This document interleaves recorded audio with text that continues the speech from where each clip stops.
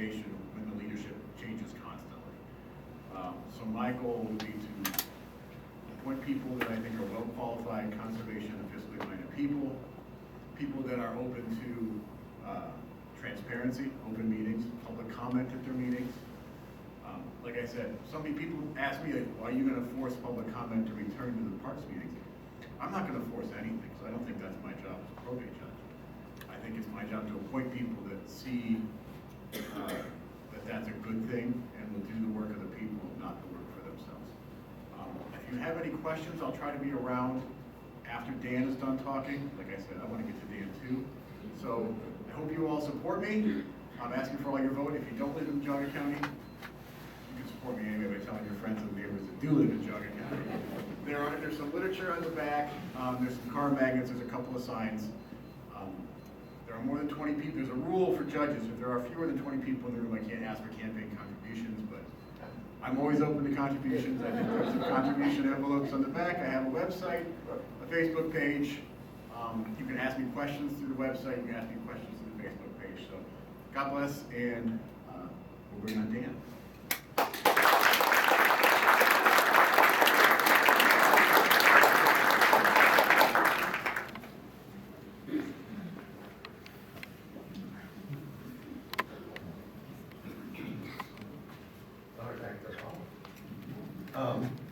Well, yeah, I got the guy you all came to see. You know who I'm talking about. Dan Best. Dan?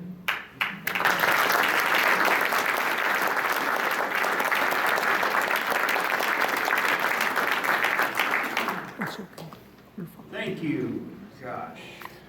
Boy, what a billing. Yeah.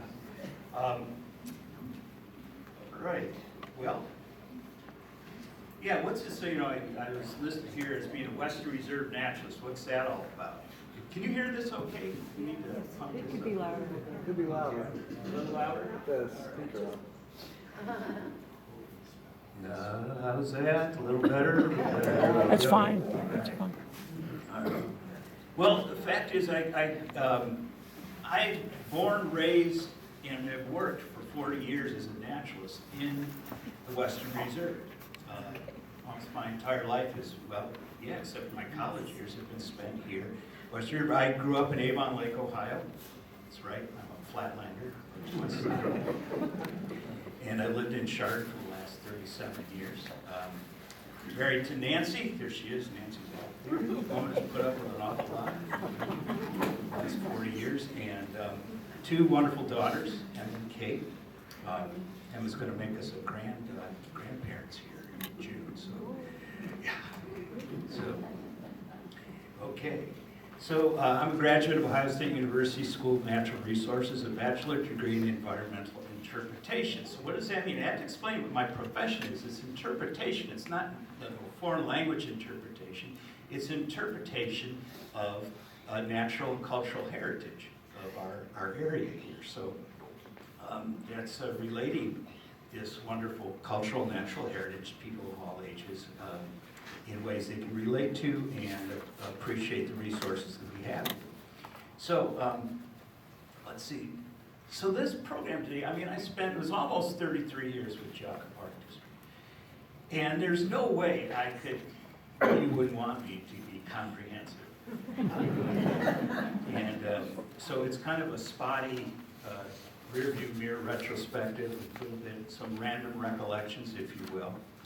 I've got a couple retired employees of the Park District here too, and they're like, yeah, we could tell some stories. So let's get started here. So yeah, there I am. All I can say about the snapper turtle up there is to, as far as holding it, get them off the road during their annual expeditions as they're out looking for places to lay their egg and crossing roads. Is to do this, you got to know how. So, I mean, you can scoot them onto a car, a floor mat, and get them off the road. You can don't pick them up by the tail. That hurts their spine. And you can carry, you can scoot them off the road with a shovel, a snow shovel, or a scoop shovel. Well, I don't carry one of those in my car all year round. In June when this is happening, wait a minute, you live in the snow belt. You need to. You don't have a shovel in your car. Okay, all right. So, let's see. See how this works here. All right, do that.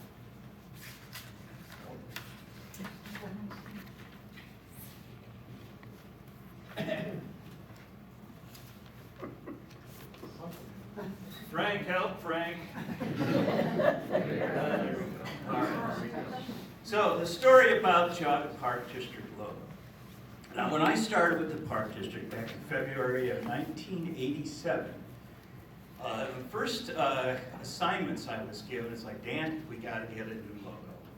You know, we've had this old logo here, and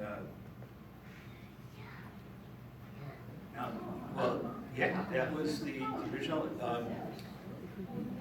It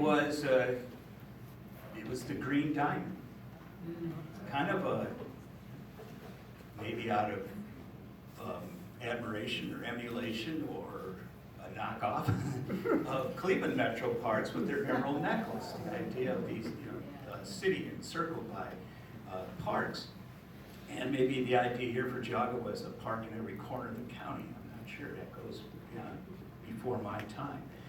So, thought, well, we need something a little more. And so when I arrived, the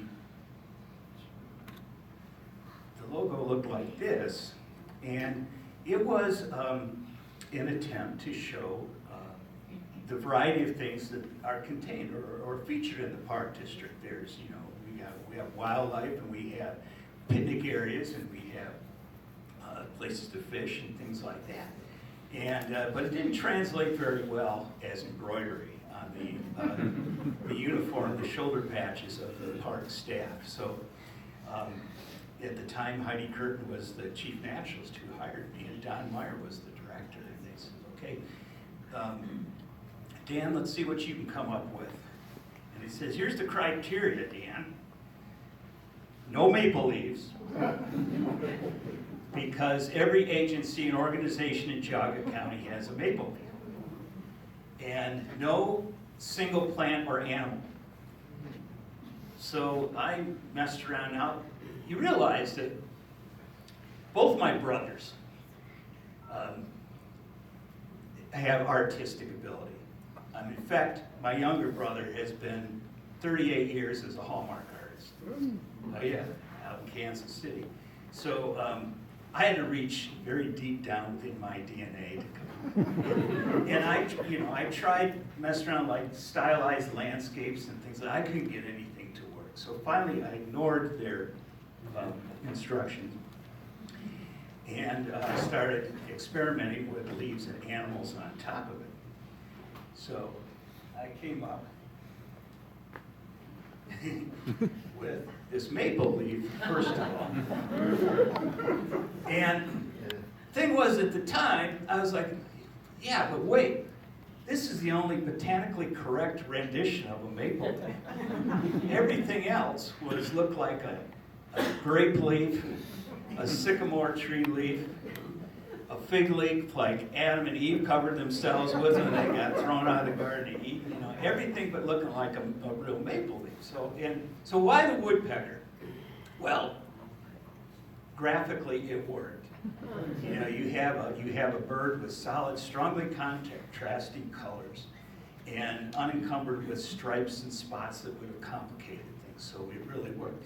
Now, in hindsight, not only because of it worked graphically, but the red-headed woodpecker, came to be have a greater significance in that this is a declining bird that we have here locally. Now, you're not as apt to find them in maple woods as you are oak woods because they're acorn eaters, but they are a declining species.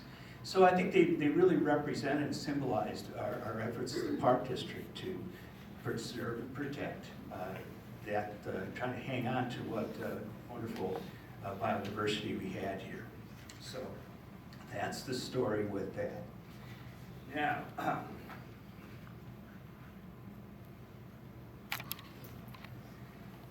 this was arguably the Park District's first nature center. It's an outhouse.